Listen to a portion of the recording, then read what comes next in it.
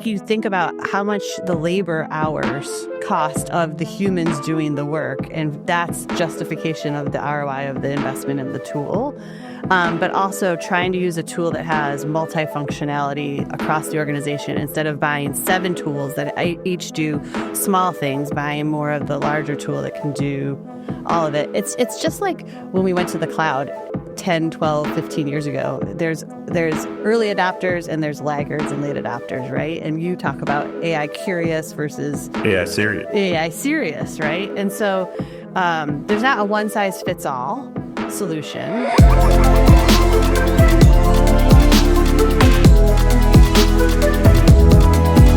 AI isn't the future, it's now. And whether you're in HR, sales, operations, or leadership, the choices you make today will determine whether you thrive or get left behind. Y'all, today we are joined by 2 powerhouse leaders, Kate Lewis and Kendra Whitney, founders, consultants, and experts in helping organizations navigate growth, change, and the future of work. Together, they are rethinking how companies scale talent, lead through disruption, and adopt AI in ways that actually work for both the business and the people behind it. So Kate, Kendra, welcome. We're so pumped to have you here. We're going to cover a lot. We're going to go deep, but I would love to kick it off just by telling us a little bit about yourselves and how do you two know each other? Yeah. Thanks for having us. Yeah, thank you. I'm excited. This is going to be so much fun. So I'm Kate Lewis. I am an entrepreneur for 4 years now. I've been in the Raleigh market about 20 years. My background was IT consulting services before I quit corporate to go out on my own. Fractional Talent is one of my companies that I'm a co-founder of, and we're about embracing the future of work and providing a flexible fractional talent workforce. And Kendra and I met in a working moms group about a decade ago. We're not going to age ourselves, so we're not going to say it was longer than 10 years. We're going to go with 10. That's what we're guessing. Yeah, fair. Yeah. So we've known each other for a good long while. My name is Kendra Whitney, and I have 25 years of experience in big corporations doing transformational changes. I have a background in project management, process improvement, and change management for digital transformations. And so when I left corporate, reached out to Kate, and so now I'm part of the Fractional Talent Network and providing that operational side of the fractional talent. Yeah. Amazing. I love that. And you guys have both made these big pivots in your career. So I would love to hear what pushed you to make those changes. For me, I think the COVID pandemic, like everyone, kind of changed my priorities. And I call myself mid-career at this point, right? And with that shift of priorities, I kind of, like a lot of people, had felt corporate burnout and was looking for a way that I could have a little bit more freedom, flexibility, be a more present parent, not really have to commute to an office. I really enjoy this work from home lifestyle that I've created. But I also found that corporate bureaucracy had too much structure and limitations. I was being told no, and I always had these big ideas of ways that we could more creatively solve people's problems. And so with the support of my husband, I was allowed to quit my corporate job and just say, like, I'm going to experiment. We're going to see how this works. And maybe I'll be able to be more creative in the way that I can solve problems and provide flexible solutions to customers and just explore what this journey will look like. So that started in April of 2021. Wow. About a year after the pandemic. Awesome. So it's going well. It is. It's been fun. It's definitely been a journey. Oh my gosh, great. Kendra, what about you? Yeah, well, so the common denominator there is where I really thought that the operations and the bureaucracy in the corporate world could be done better and more nimble. And, so being a project manager type of a person, change manager, I had a lot of roles in both the IT department and operations department. And, the forms that you have to fill out and like there's no other options and there's no flexibility. I was like, that's not really solving the actual problem that we want to solve for. So when I left corporate, I really was very passionate about wanting to bring just the right enough amount of structure and governance to help you actually solve the problems. Because structure and governance is great, but let's not be a sledgehammer with it. Right. And I really believe in flexibility and meeting you where you're at and what is it that you need to help solve the problem. So, and fractional talent is this conglomerate cohort of entrepreneurs that have quit corporate, gone out on their own, started their own LLC and consulting experience, and we're able to provide companies in that mid-market access to talent that has come out of big enterprise to learn from that experience and to help those smaller companies grow and scale, but with a really flexible solution. So it doesn't have to be 40 hours a week,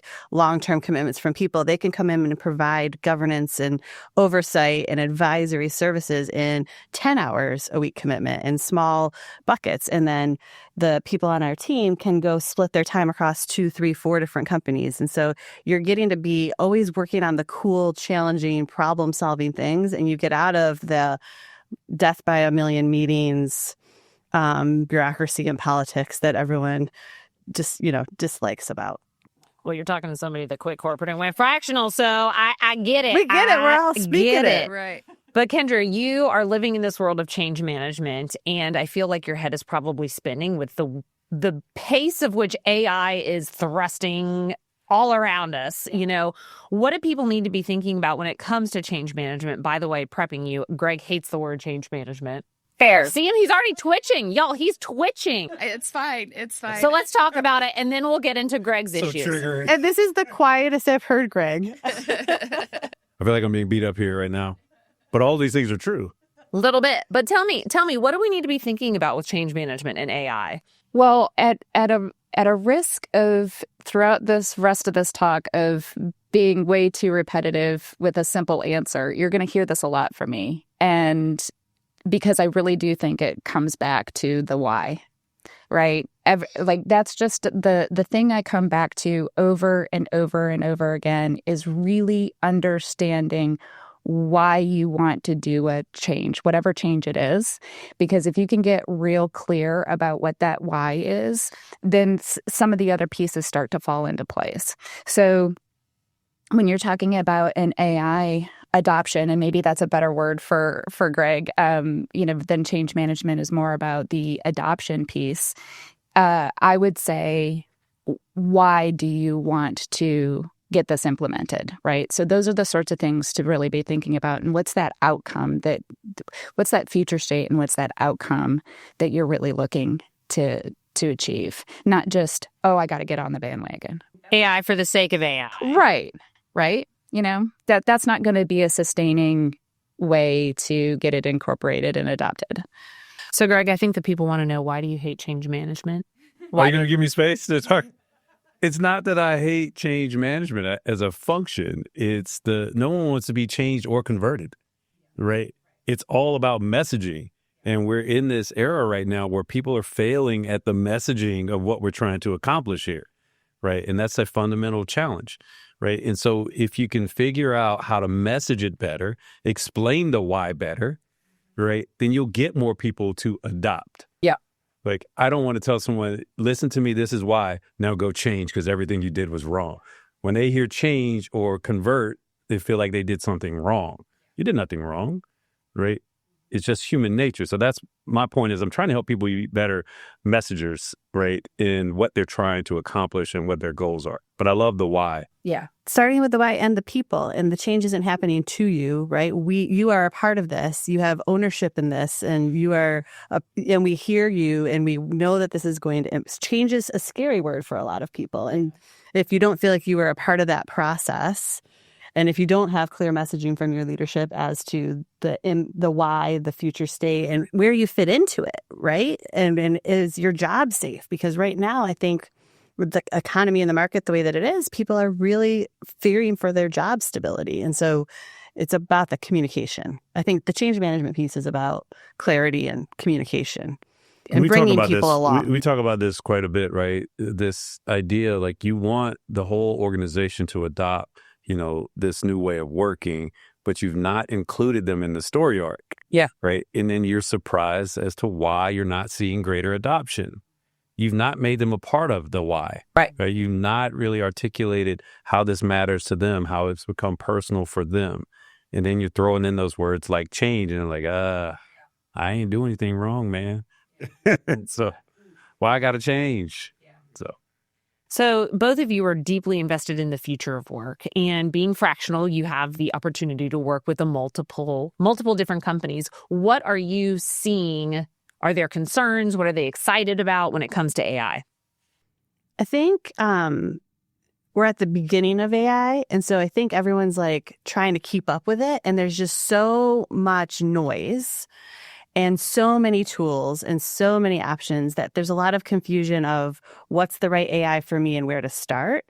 And you don't want to just go blindly buying a bunch of tools until you understand, like, what am I trying to solve for, and make a more strategic plan to that adoption of what are the processes that my team is doing right now that are really manual, error prone, mundane, repetitive, that I could use a tool like AI to automate. And then how do I upskill the people to do something that's more creative, strategic, or higher level thinking, not replace the people, right? And so how do the human and the AI work together to make a more productive, efficient organization? I think what's scary for a lot of HR professionals when it comes to AI, and they think about all of these repetitive things that they have to do, immediately they start racking up the dollar signs in their head because now I have to go buy a new tool to fix this problem. If you're working with those mid-sized teams that are smaller in nature, maybe they don't have the budget really for AI tools, what are you suggesting to them? How do they lean in? What do they need to be thinking about for the next 6 months, 1 year, 5 years? Yeah. About the cost. So I think you think about how much the labor hours cost of the humans doing the work, and that's justification of the ROI of the investment in the tool.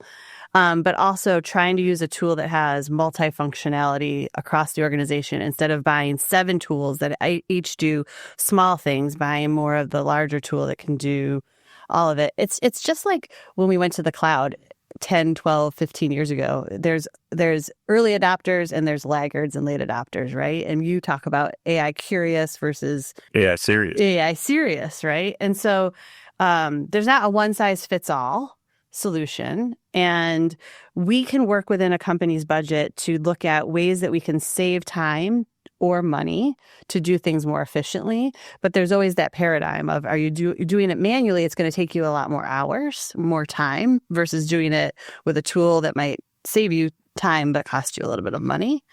And go ahead. Yeah. I'd like to add a little bit of a different, an additional spin to it, because that's all, the cost savings is an important piece of that I know that companies are always looking to do. But I'd actually add a little bit of an element to it of going back to the purpose and the why and what's the outcome, is that if cost is the only thing that's driving you, then I think you're missing an opportunity, right? So I would really love to see companies think bigger and think more optimistically and think more creatively about if we could add some tools that could help us do this new thing, an additional thing, what would our business look like and what would our company makeup look like? So I think that's a little bit more of an exciting take to it, because if you're only looking at, I think folks will end up getting bit in the butt a little bit if the only thing that they're looking at is how many people can I cut by using this. The unfortunate nature, I think, is that when you get to a leadership level, that is always going to be part of the equation, AI or not. And I 100% agree with you. Like the opportunities that the new revenue streams, the new business ideas. This team here at Walk West probably gets frustrated with me because every week I come back with some new idea, right? But it's that whole shiny object syndrome or whatever you want to call it. But I think the challenge and what I'm seeing right now is that there are a lot of executives that actually see and are optimistic of how they can use it. Now, part of that optimism is how much money can I save, right? Right. And it but it comes out you're a little too optimistic about how many people you're going to cut with this, right? Right. But I think the other problem, though, is that we always say here, like, we're going to do three things. You're going to have to make AI adoption personal, make it fun, make it safe, right? When you start talking about the optimal way that they want to grow their business in the age of AI, companies are thinking at a much grander level than, one of the notes I jotted down was like, what if we start talking about the quality of work for the individuals? Yeah. Right. So stop talking just about your business outcomes. You should focus on those things. But if that's the only thing that you're touting and you're not touting the quality of work or how do we make this personal? How do I become more productive? Like, how do I stop having to do 50 things, that AI could help me with, or these AI tools? The other separation I just want to make just for the audience, there's a distinction. AI is a technology. The tools are ChatGPT, Gemini, Suno, whatever you're using. And so my latest kind of analogy that I used, she told me I had some old analogies and she got tired of hearing them. So I'm working on some new stuff here. Okay. And, but I tell people, it's like using AI is like learning to type, right? The people that know how to type and they can type faster are going to blaze past everyone else. And the reason why I make that analogy is because this type of productivity gain and things like that is a part of every tool, right? That's going to come out for the foreseeable future. How do you prompt and have conversations with whatever tool, right? Whether it's ChatGPT, Gemini, again, Suno to make music, Midjourney for video or pictures, we have to start giving people the power and the tools and the techniques and, to learn to type again. Right. Right. And to add to that, what came to mind as you were talking about that is the spell check, right? And how you didn't have spell check when you were doing a manual typewriter. For those of you who might not remember, I learned on a manual typewriter. I've heard that there used to be these things. I have no idea. But that's a quality thing, right? You're still. So I like that analogy because you are still the one who's writing it. It's still your thoughts, but now you're not. Now your quality is a little bit better because you're not putting out something that has a misspelling. So that's a really simple example, but I think that we can take that example and start to magnify that when we're talking about AI as a tool for better quality. The productivity piece of it. Can you solve a problem of, we're spending a lot of time on customer calls because of an error? Can we reduce those errors? That's that optimism of how we can make our quality of our companies better, a better experience, more creative, because we're not mired down in some of the minutia that a tool can take care of for us. I love that. Do you, either of you, have a framework when you get a new client or a new customer that wants to do something with AI, but they have absolutely no idea where to start?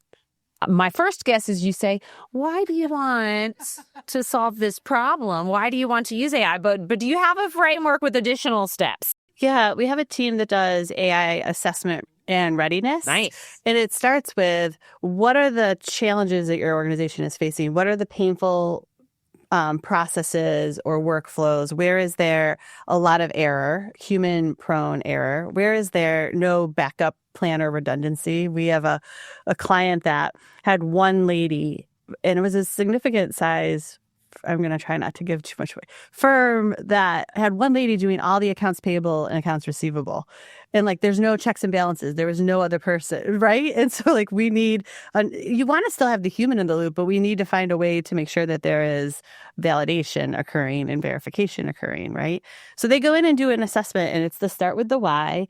It's the, what are the things you don't like to do that take you away from doing the fun, creative, higher level strategic thinking skills? What are the things that could be easily replaced or automated with a tool? What is your motivation? Is it cost savings? Is it productivity increase? And I think from a people standpoint, it's, where are there gaps on your current team's knowledge and skill set and tool set that there's also a training component, an upskilling component, a teaching component moment that happens. And then you can prescribe the right AI solution or tool for them. And we are technology agnostic. I don't get paid by OpenAI or ChatGPT or Microsoft or anyone to push a tool or push a product, right? Which I think is also very helpful because they know that like you're going to give them objective, real guidance and advice that's right for them.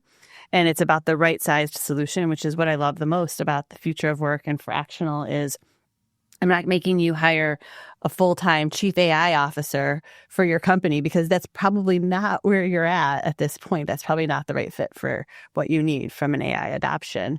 But it's that very consultative, personalized approach to let's make sure that we're picking the right solution for you. Like a good doctor is not going to just write you a prescription before they actually understand all of the underlying symptoms because they want to make sure that they're doing the right diagnosis. I think a good fractional executive or technologist or consultant will go in and make sure that they are doing the right diagnosis. So here's my next question with that. With your AI readiness assessment, who is taking it? Because when I think about what are the gaps, what are the redundant things that everybody's doing, I'm imagining everybody up at the top of that corporate ladder doesn't really know. Like they know their pain points, but they're going to be very different from the masses who are at the bottom. So who's filling it out and how are we hearing from everyone in the organization? Yeah. And I don't think it's just a survey. I think they go in and they have to meet with, it's skip level and you have to kind of see what is the organization.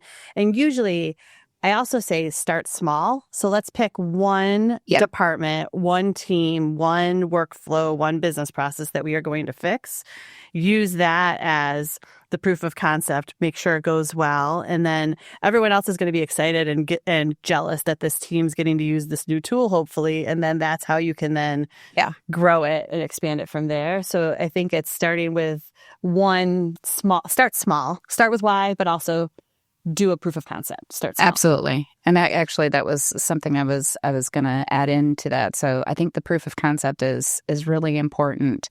And talking with, so if you go in and you start with a leader's why and a vision, but it is very important that when you're doing that readiness assessment, that we end up talking with everybody that this outcome is going to touch, right? Because you need to know what their current state is. And, it's implementing a tool. So it's change really, management. It's really not any different than any of the other methods that you've ever used and anything else that you've tried to implement. You need to understand your current state. You need to understand what's working, what's not working, understand your future state, and then you map out how to get from point A to point B.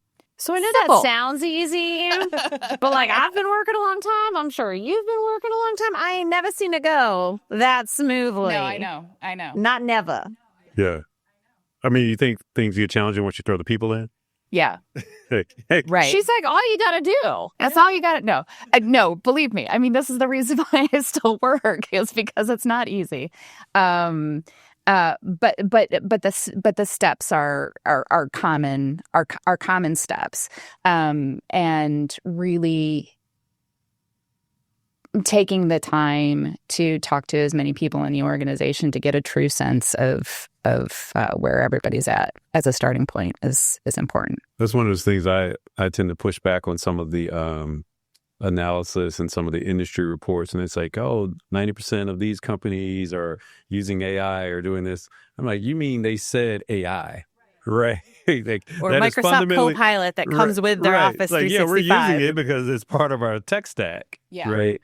But I used to always tell folks when I'm doing consulting, it's like, there's business and then there's technology, right? Like you want to choose a technology based on certain business reasons or business cases. The tricky part is there's a P in the middle, which is either people or politics that come into play, right? And that's even more challenging in the age of AI now because people are using the tools differently. They're different tools. Like people, again, that's why I make the distinction between AI being a technology and ChatGPT and these other things being tools, because the AI is the baseline. Just like, I always say to folks, whether it's electricity or water, it's a general purpose technology, right? And like even within Walk West, we are predominantly a creative agency. We're doing a lot of growth consulting, right? But we have different pockets of folks that are using AI in different ways, right? The crew here may be using Descript and using other things from an AI perspective. The creative team, the content writers may be using Jasper or something else. But the idea of how you communicate with it, right, is the fundamental point. But then how do you make it, again, personal, right? And then make that bubble up and flow up through whatever the business case may be.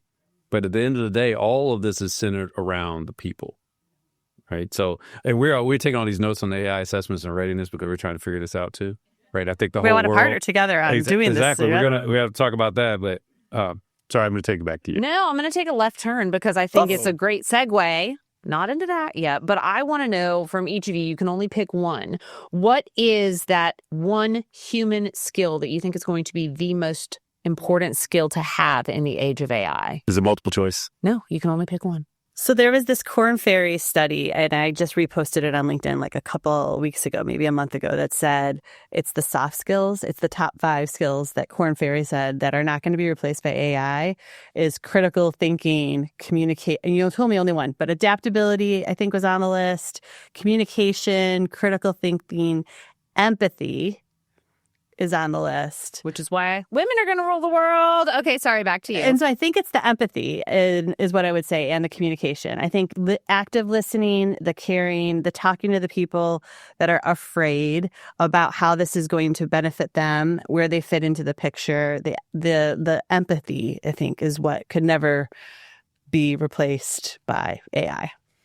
I'm going to go with creativity, because AI regurgitates back patterns that are, all put into the system, and it regurgitates current existing patterns.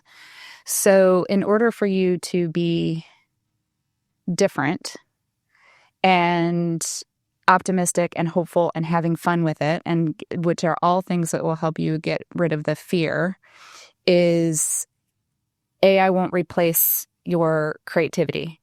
I actually just had a conversation with a group of people, and I started to get really excited about thinking that AI, thinking of yourself when you're using AI and you're doing your prompts, thinking of yourself as an artist, right?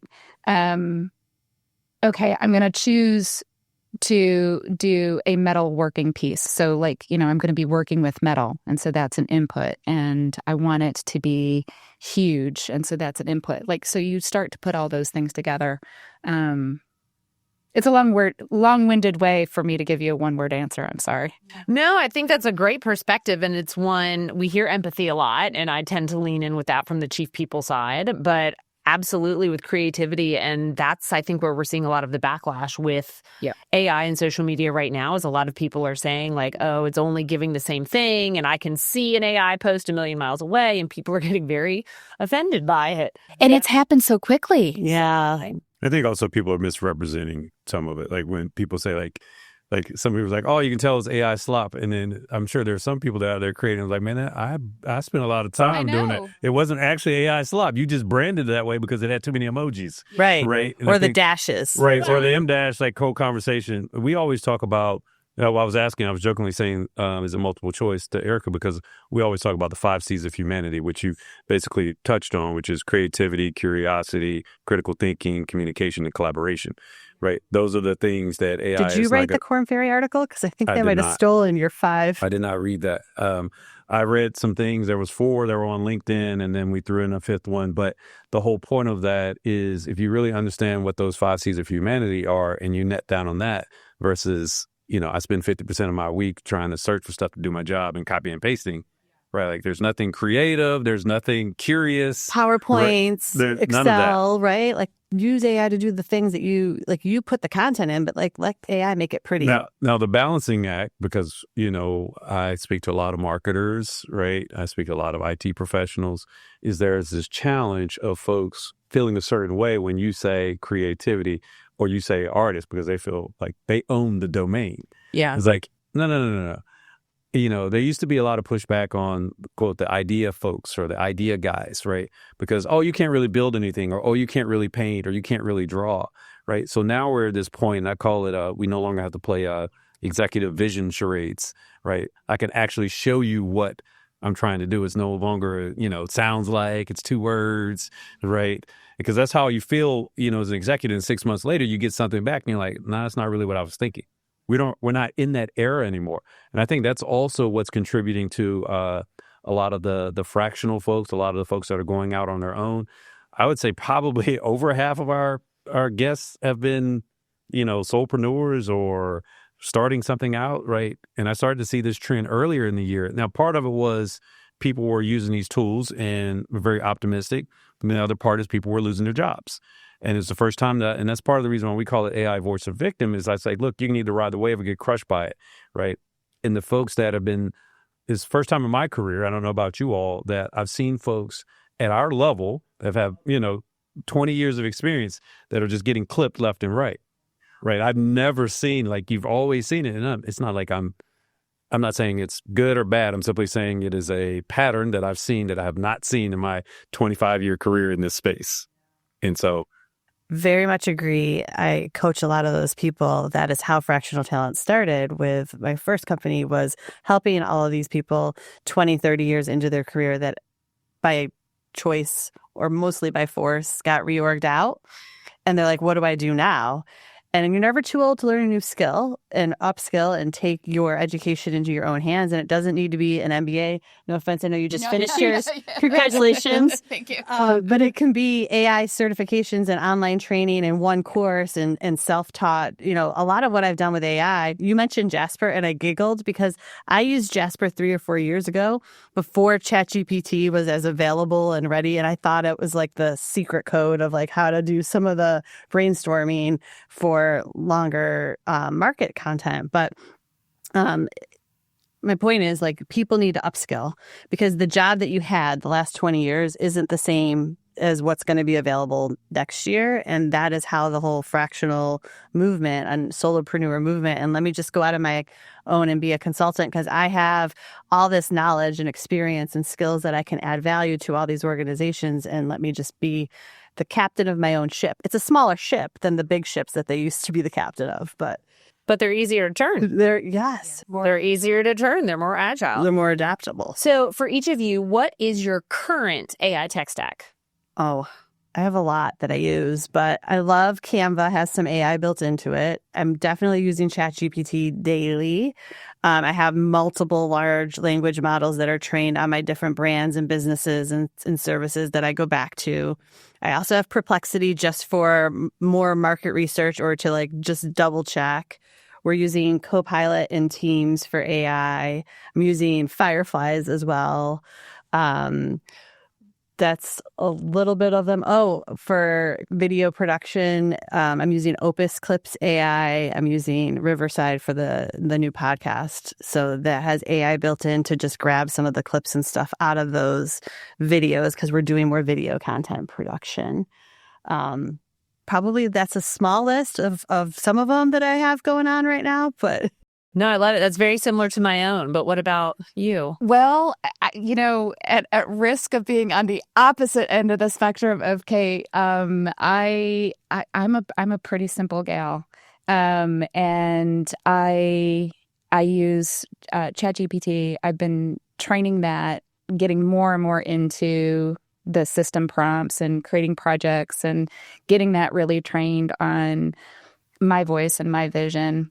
I do use Canva, and I can't really think of much else that in terms of a tech stack that I'm using. But I have just started being like, I probably should start to play around with the other models. But I've kind of invested in. I mean, I think that's you guys are showcasing a dynamic that I think is a very real one, right? I think the reality is you have different purposes as to why you're choosing the tools, right?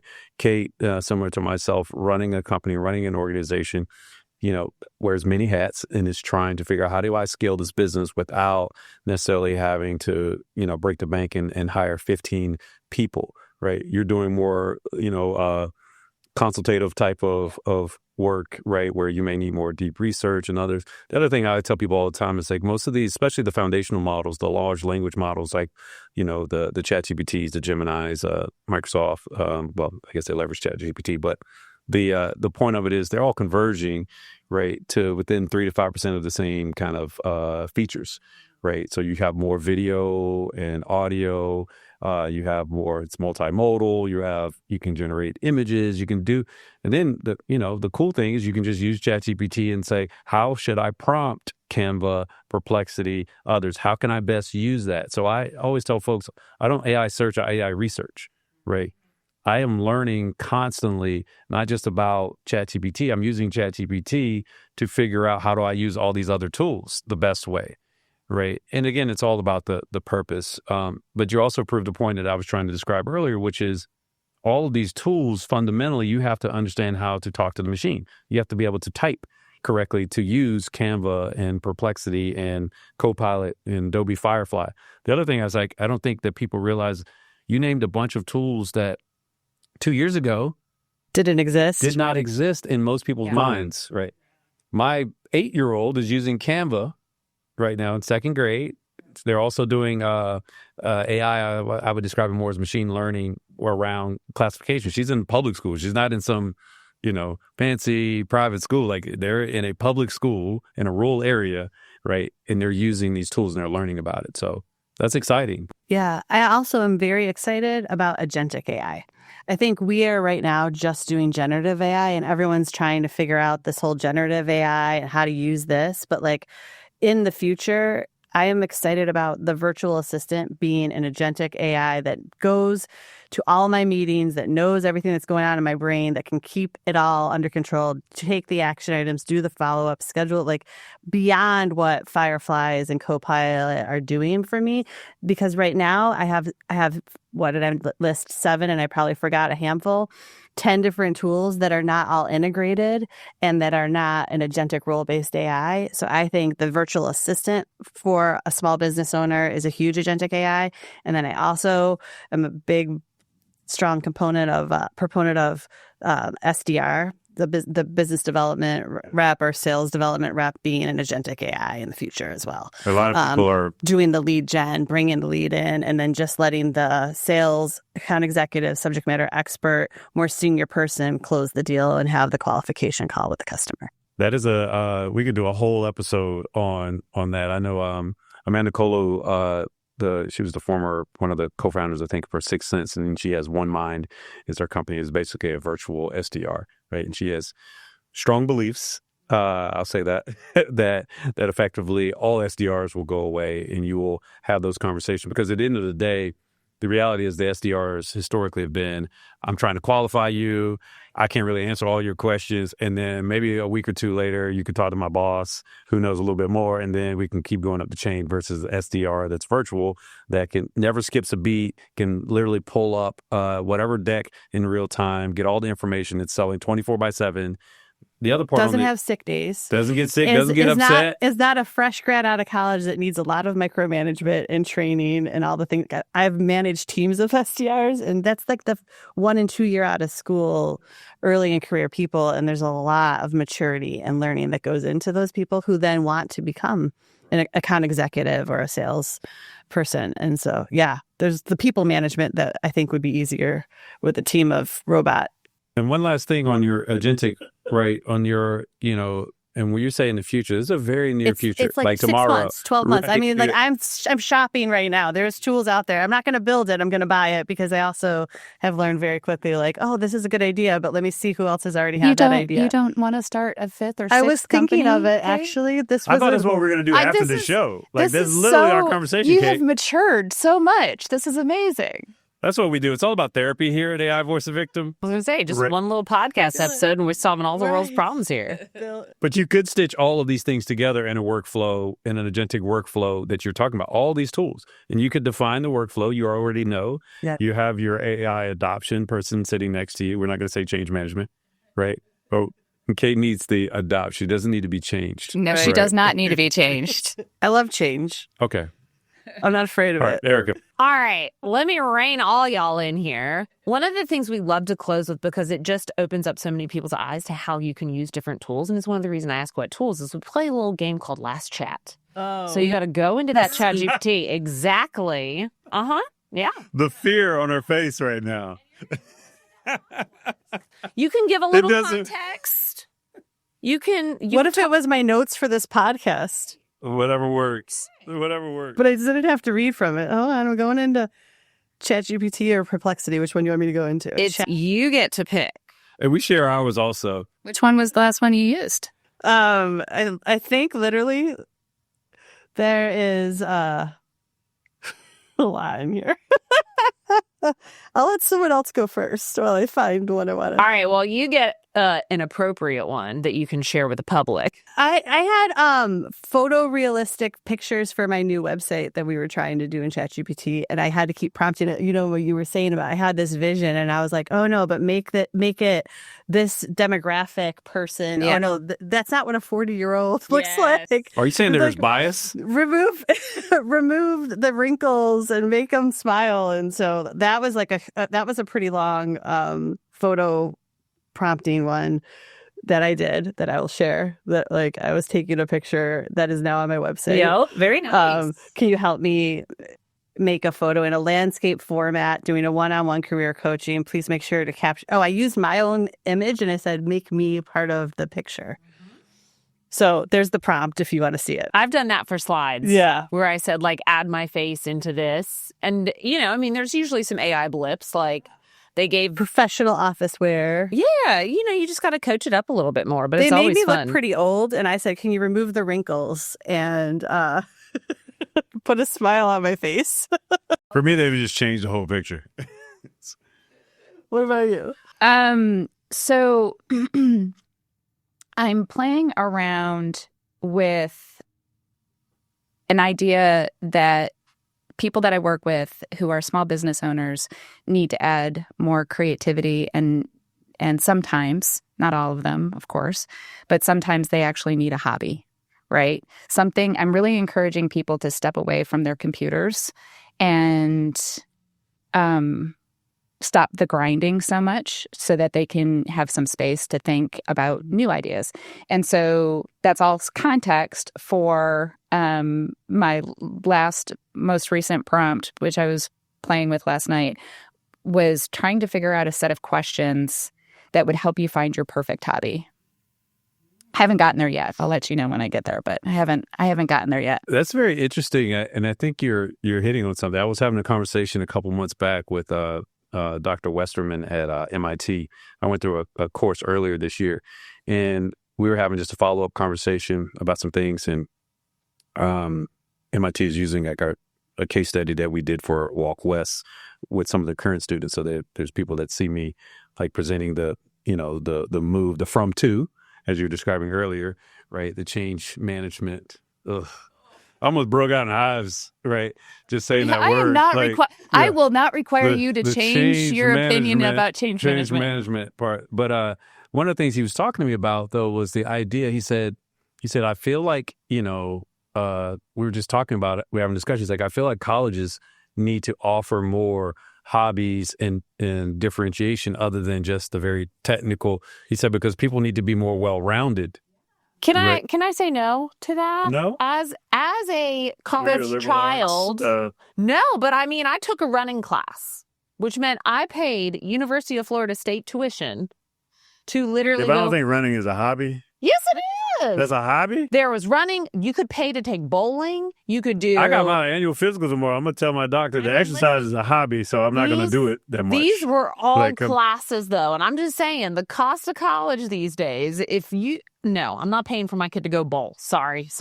Yeah, but maybe you should. Maybe that's why we're here. Do you know how much money I pay right now in travel baseball? They got hobbies. But I think the point of it is teaching, or maybe it's not teaching a specific hobby as much as identifying what hobby speaks to you. What is it? Yeah. And incorporating it into your life. Right. How about more like a work-life balance course?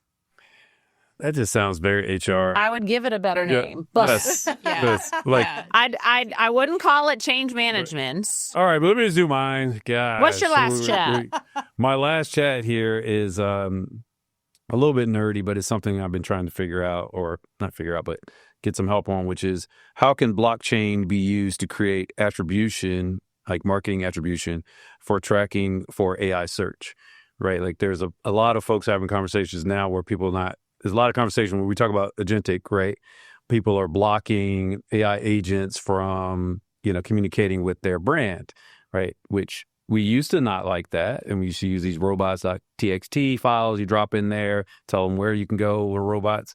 But now, so for Walk West, we repositioned to be an AI fluent human experiences agency that does 3 things really well. Make sure you're seen, heard, and cited, CITED, by humans and machines alike for maximum results, right? That's what we started with the beginning of the year. And I was trying to get across to folks that it's not just going to be humans that are going to be interacting with your brand or buying your products, right? Very soon, there are going to be agents and machines that are going to be coming. So the idea that you would just simply block it, right, is much more of a hammer of a solution.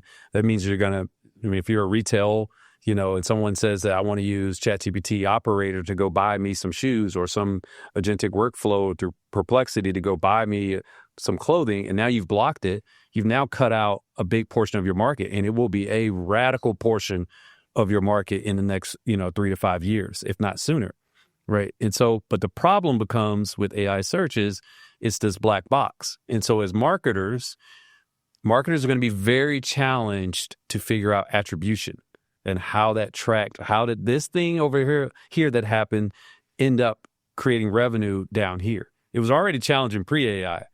Now it's even more challenging. And what ends up happening, imagine the conversation of the CMO trying to talk to their C-level folks that I know all of our clicks are down because of AI search and all of our visits and all of this, all the historical metrics, right? And so a lot of folks are trying to figure out, how do you track attribution now? It was hard enough before, but now, and so a lot of people are turning to blockchain. And so I'm just trying to figure out, all right, it was a deep research thing. So it took about 20 minutes, then it came back. And actually, I launched it this morning on my drive here to see. That's why when we were coming up the elevator, I was like, I got to go do something real quick. Yeah. Because I wanted to see what I cooked up. Yeah. Right. I typed it in, right? It's mine. Right. But the deep research does take a lot longer, right? Because you're like setting that and running while you're off and going and doing other things and letting it go down its rabbit hole. I really love that because blockchain was hot for a minute and then people kind of forgot about it and thought about it as just like Bitcoin. But I was really into it for real estate and like legal documents and smart things contracts. Smart contracts side of it, right? Yeah. And so now from a citation standpoint, and to make sure that you're not ripping off other people's IP, the New York Times lawsuit, stuff like that, where you have permission, but you also have traceability and trust of back to citing those sources is very interesting. I haven't heard anyone talk about that yet. Blockchain voice or victim next. Okay. Is that the next one? All right. Amazing. And then mine was just something super simple. It goes back to that agentic AI that you're so excited about. I had taken the transcript from a group coaching call that I did inside my women's group. And then I just took it, dumped it into my chatbot that I have designed for this. And I said, hey, take this, summarize what it was so that I can create a post for all the women who missed the call. And they can see what the recap is. If it's of interest, they can watch it, they can jump ahead. So all it does is then create a fun little transcript and what they need to do from that, and then when the next session is. So just something that would have taken me 10 minutes to do took me now 2 seconds. Was this Cheryl or a different one? It was Cheryl. It was Cheryl, my digital twin. Her digital twin, Cheryl. Oh, I like that, though. I will 100% have a named agentic AI by the end of 2025, probably. Well, Kate, Kendra, thank you so much for joining us on AI Voice or Victim. We love talking to people who are doing all the things with AI and just experimenting and having fun. So we just appreciate having you here. Thank you. Thank you for having us. This has been fun. Yeah. Thank you. Thanks for joining us on AI Voice or Victim. If you want to stay competitive in the AI age, start now. Take one insight from today's episode and put it into practice in the next 24 hours. Make sure to follow us, share your thoughts, and subscribe for more actionable AI insights. See you next time.